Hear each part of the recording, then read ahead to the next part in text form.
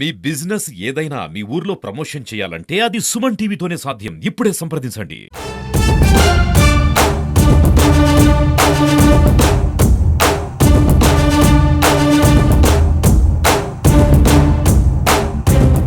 ముఖ్యమంత్రి రేవంత్ రెడ్డి యాదాద్రి లక్ష్మీనరసింహస్వామి సాక్షిగా ఆగస్టు 15 లోపు రుణమాఫీ చేస్తానని చెప్పి భువనగిరి సభలో వాగ్దానం చేశారు. దానికి తగ్గట్టుగానే నిన్న ముఖ్యమంత్రి కేబినెట్ సమావేశంలో ఉప ముఖ్యమంత్రి బట్టి విక్రమార్క నేతృత్వంలో కమిటీ అయితే ఏర్పాటు చేయడం జరిగింది. 2 లక్షల వరకు రుణమాఫీ కార్యక్రమం అయితే పూర్తి చేయాలి, ఆగస్టు 15 లోపు ఈ ప్రక్రియ పూర్తి చేయాలని చెప్పి ముఖ్యమంత్రి రేవంత్ రెడ్డి కేబినెట్ లో చెప్పడం జరిగింది. ఈ వార్త విన్నటువంటి రైతులైతే చాలా సంతోషం వ్యక్తం చేస్తున్నారు, హర్షం వ్యక్తం చేస్తున్నారు. వారి కళ్ళల్లో ఆనందం అయితే కనిపిస్తుంది. ఖచ్చితంగా కాంగ్రెస్ ప్రభుత్వంలో ఇచ్చినటువంటి హామీ ప్రకారము ఈ 2 లక్షల రుణమాఫీ చేసినట్లయితే తప్పకుండా మాకైతే ఒక ఆనందం కలుగుతుంది, మాకైతే మా బాధలైతే తీరుతాయని చెప్పి రైతులు ఆనందం వ్యక్తం చేస్తున్నారు. అదే విధంగా భువనగిరి ఎమ్మెల్యే కుమ్మం అనిల్ రెడ్డి, ఇటు ఆలేరు ఎమ్మెల్యే బీర్ల ఐలే కూడా హర్షం వ్యక్తం చేస్తూ ఈ రోజు పాలాభిషేకం ముఖ్యమంత్రి రేవంత్ రెడ్డి కూడా కార్యక్రమం అయితే పట్టణాల్లో చేయడం జరిగింది. కాబట్టి రైతుల్లో అయితే ఆనందం అయితే కనిపిస్తుంది. రైతులు మాట్లాడించినట్లయితే వారు ప్రతి ఒక్కరు కూడా రుణమాఫీ చేసినట్లయితే మాకు సగభారం అయితే తగ్గుతుంది, అప్పులు కట్టలేక బ్యాంకు వాళ్ళు అధికారులు మమ్మల్ని ఇబ్బంది పెట్టినటువంటి పరిస్థితి, కానీ ఈ రుణమాఫీ వల్ల మాకైతే ఆనందం అయితే కలుగుతుందని చెప్పి ఇక్కడ రైతులు అయితే ఆనందం వ్యక్తం చేసినటువంటి పరిస్థితి కనిపిస్తుంది.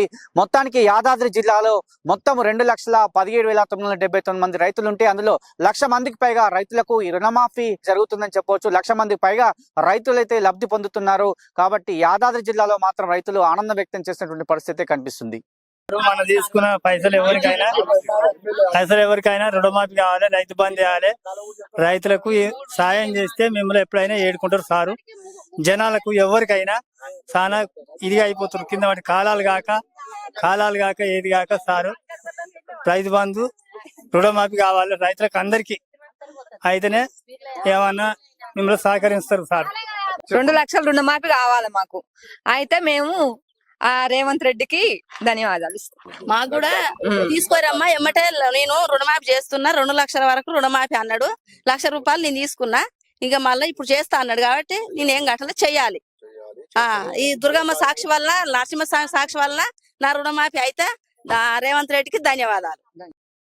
మాది రుణమాఫీ అయిన వాళ్ళకే మళ్ళా 2 లక్షలు మొన్ననే రుణమాఫీ అయినాయి, మళ్ళా తెచ్చుకోరు. మళ్ళా ఈ రుణమాఫీ 15 ఏళ్ల క్రితం ఉన్న వాళ్ళకి రుణమాఫీ లేదు, ఏది లేదు, మళ్ళీ ఇచ్చుడు లేదు, ఏది లేదు. ఇయ్యాలి, అన్ని రుణమాఫీ అయ్యాలి. కొందరు వేసి కొందరు వేయకుంటే కొందరు చేసిన వాళ్ళే వేసారు, రోడ్డు చేయని వాళ్ళు పని. రేవంత్ రెడ్డి సార్ వచ్చేటప్పుడు ఏమన్నాడు, ఆడబిడ్డలకు గృహజ్యోతి అన్నాడు, ఇందిరమ్మ ఇండ్లు అన్నాడు, గ్యాస్ సిలిండర్ 500 అన్నాడు, 15,000 రైతు భరోసా ఇస్తా అన్నాడు, 2 లక్షలు గెలవంగానే రుణమాఫీ చేస్తా అన్నాడు. ఏది ఒక్క పని కూడా అమలు చేయలేదు సార్. మాకు ఇవన్నీ కావాలి.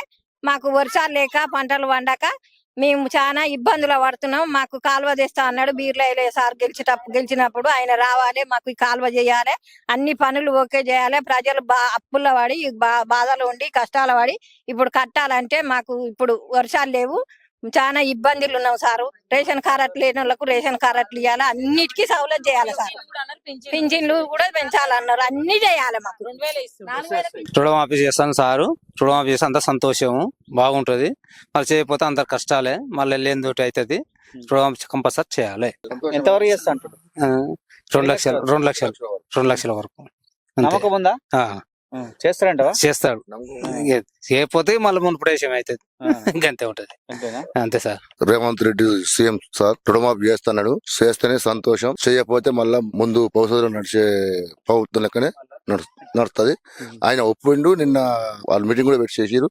చేస్తాడు, నమ్మకం ఉంది. 99%, 100% కూడా. ఎంతవరకు చేస్తున్నాడు? 2 లక్షలు చేస్తున్నాడు, చేస్తాడు, ఖచ్చితంగా చేస్తాడు అనే ఉంది. చేయకపోతే మనం ముందు 10 ఏళ్ల కింద ఉన్న ప్రభుత్వమే మనకు తయారైంది. ఇప్పుడు చేస్తేనే కదా రైతులకు రైతులు చేస్తేనే రైతులు అనేది ఆయన మీద అవమానం ప్రేమ అనేది ఉంటది. ఎలక్షన్ లో మాట ఇచ్చిండు, లక్ష్మీనరసింహస్వామి సాక్షిగా ప్రమాణం చేసిండు, ఇస్తాడు. మొన్న ఇది అలా అసెంబ్లీలో చెప్పుకుండు, ఖచ్చితంగా చేస్తాడు.